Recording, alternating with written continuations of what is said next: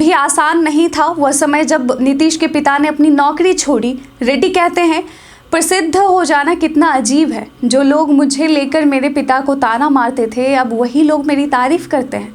वही लोग मेरे इंडिया किट आने पर भावुक भी हो गए थे।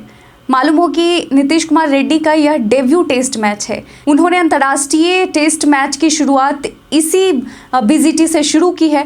तो नीतीश कुमार रेड्डी की क्रिकेट यात्रा सच में प्रेरणादायक है। 2016 में जब वह सिर्फ 13 साल के थे, उनके पिता मुत्याला ने अपनी नौकरी छोड़ दी ताकि उनका बेटा क्रिकेट में करियर बना सके। विशाखापत्तनम से जोधपुर ट्रांसफर का प्रस्ताव ठुकराकर उन्होंने अपने बेटे के क्रिकेट के भविष्य में निवेश करने का निर्णय लिया। हालांकि यह फैसला परिवार के लिए बेहद मुश्किल था।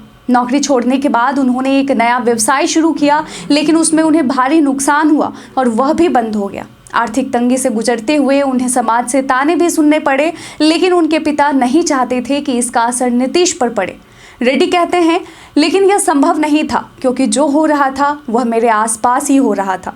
उन्होंने अपने पिता को मुश्किलों में रोते हुए देखा। रेड्डी कहते हैं, मैंने देखा कि बेरोजगार होने के बाद लोगों का मेरे पिता के से व्यवहार बदल गया था और यह मुझे प्रेरित किया कि अगर मेरे पिता ने मेरे लिए सब कुछ दांव पर लगाया है तो मुझे भी अपनी पूरी मेहनत लगानी होगी।